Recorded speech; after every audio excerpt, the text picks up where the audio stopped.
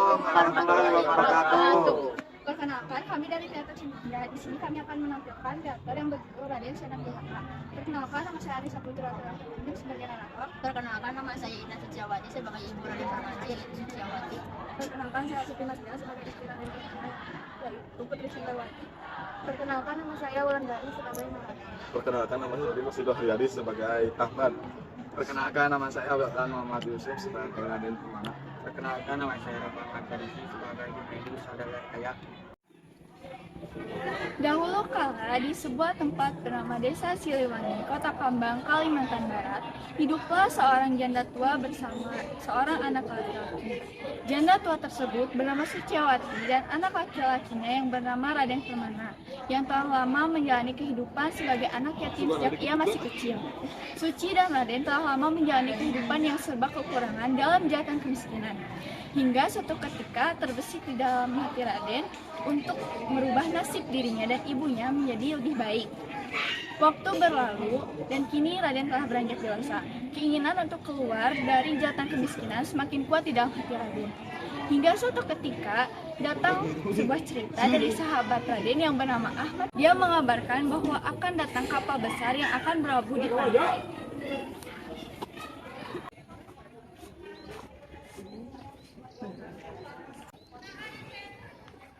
Assalamualaikum Raden. Waalaikumsalam sahabatku. Bagaimana dengan kabarmu? Alhamdulillah sehat walafiat. Apa kabar denganmu? Ya, seperti yang kau lihat, baik-baik saja. Ada kabar dengan apa yang kau bawa? Betul sekali, aku bawa gembira. Aku melihat sebuah kapal besar di tepi pantai. Aku pikir kita bisa menumpang di kapal tersebut. Apa maksudmu kita pergi merantau bersama? Ya, betul sekali, itu yang aku maksud. Apa kamu tidak bosan hidup di sini seperti ini? Aku sangat ingin ikut denganmu, tapi bagaimana dengan ibuku? Aku tak tegang melihat ibuku semua sendirian di kampung. Baiklah, aku ingin bicara dulu dengan ibuku. Oh begitu. Bicara dulu dengan ibumu. Setelah mendapatkan restu dari ibumu, temulah aku ayo pergi bersama. Baiklah, terima kasih kawan. Baik, sama-sama.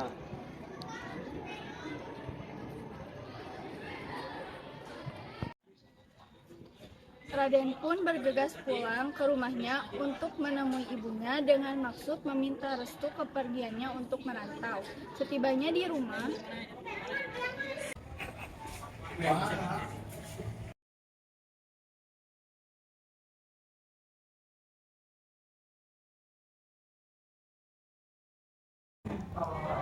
Bu, izinkan Raden pergi merantau ke negeri seberang, Bu. Raden sangat ingin merubah nasib kita, Ibu. Raden ingin membahagiakan Ibu. Kenapa tiba-tiba sekali kau ingin pergi? Nah, bagaimana dengan ibumu yang sudah tua ini? Karena itulah, Ibu, Raden ingin minta restu kepada Ibu. Tak tega meninggalkan Ibu sendirian di kampung. Izinkanlah Raden pergi, Ibu. Sudahkah kau pikir matang-matang dengan keputusan ini? Nah, Insya Allah, Raden sudah membulatkan tekad bersama Ahmad. Raden pergi menggunakan kapal dagang yang bersandar di pelabuhan. baiklah jika itu keputusanmu. Pergilah, tapi jangan lupakan ibumu yang sudah tua ini. Raden janji, Ibu. Raden tidak akan melupakan Ibu. Raden janji, Raden akan membahagiakan Ibu. Baiklah, nah, jika itu keputusanmu sudah bulat, pergi dan raih apa yang kau inginkan. Boleh. Baiklah, Ibu, insya Allah Raden akan pergi ke pelabuhan bersama Ahmad besok.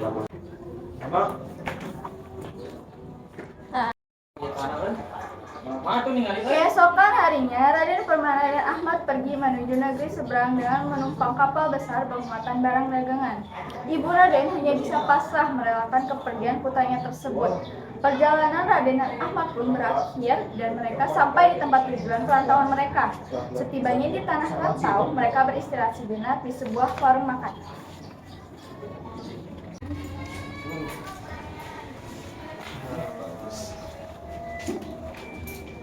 Selanjutnya apa, Ahmad? Kerja apa kita di sini? Wah, aku belum tahu Raden. Kita harus beristihad mencari pekerjaan. Tanpa mereka sadari, percakapan dua sahabat itu didengar oleh salah seorang pengunjung warung lainnya yang tak lain adalah seorang saudagar kaya raya. Hai anak muda, apakah kalian sedang mencari sebuah pekerjaan? Kebetulan sekali saya sedang mencari 2 orang pekerja laki-laki yang kuat seperti kalian. Apakah kalian bersedia? Sungguhkah Tuan? Apakah kita bisa langsung bekerja dengan Tuan? Oh, angka bersyukurnya kami jika Tuan sudi menerima kami bekerja di tempat Tuan. Perkenalkan, nama saya Raden Permana dan ini sahabat saya Ahmad. Baiklah Raden. Saya dan teman saya datang dari jauh.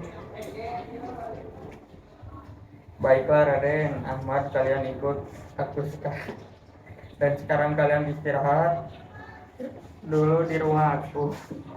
Nanti malam aku jelaskan yang harus kalian kerjakan pada esok hari. Baiklah Tuan.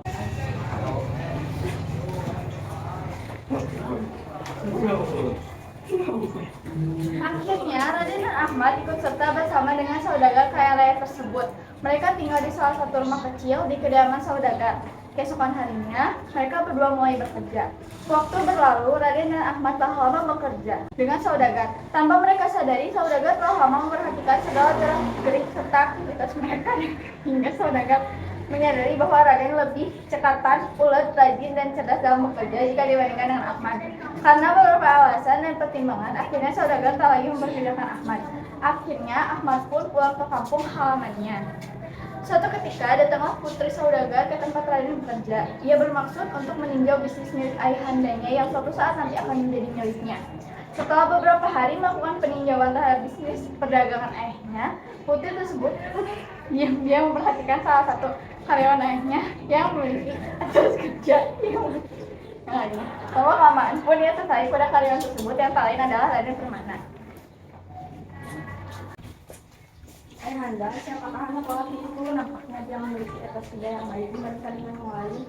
Anak muda ini bernama Raden Permana, memangnya ada apa? Tidak apa-apa ya.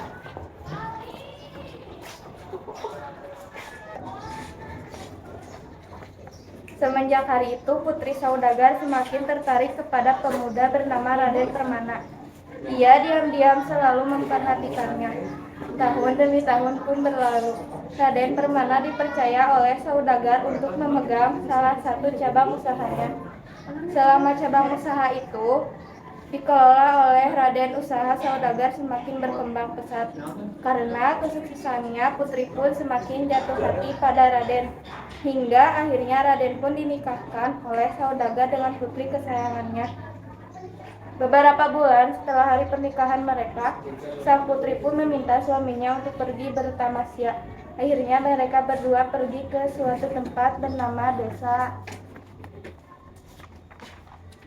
Siliwangi yang tak lain adalah kampung halaman Raden. Setibanya di desa Siliwangi, ia melihat sosok lelaki yang tak asing baginya. Lelaki itu tidak lain adalah Ahmad, sahabat Raden.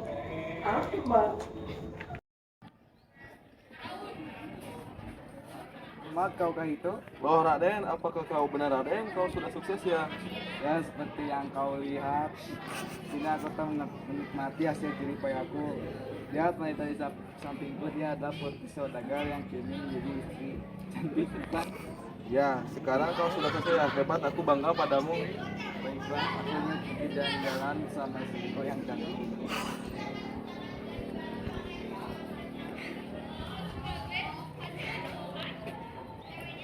Mengetahui Raden telah pulang ke kampung halamannya, Ahmad pun bergegas ke rumah Raden untuk menemui Suciawati, mengabarkan bahwa anaknya telah kembali. Nah, cepatlah pergi ke tepi pantai, anakmu Raden sudah datang. Benarkah yang kau katakan itu bukan pendustakan? Iya sungguh, untuk apa aku membohongimu? Ada yang temani ibu ke pelabuhan. Baiklah ibu.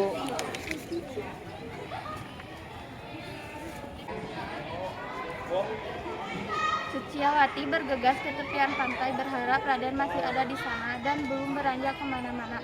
Rupanya benar, Raden dan istrinya masih ada di tepian pantai. Ia terlihat sedang beristirahat sejenak sambil menikmati indahnya deburan ombak tepi pantai. Raden, kaukah itu nak? Siapakah wanita putri sana? Dalam mimpinya adalah komunis mampu mengenaiku.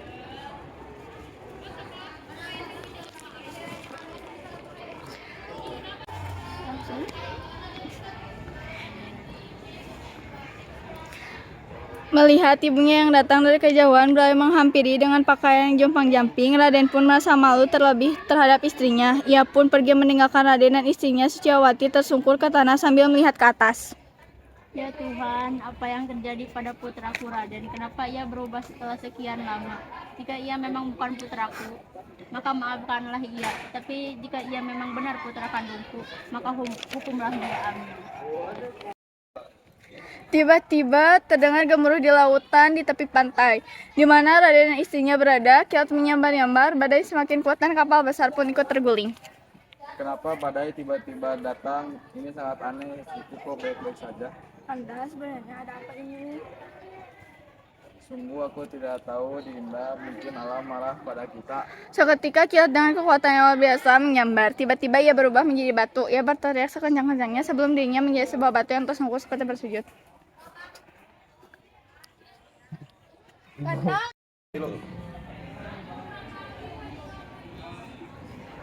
Sekian dari kami, mohon maaf bila ada kesalahan maupun kekurangan. Wabillahi taufiq wal hidayah. Wassalamualaikum warahmatullahi wabarakatuh.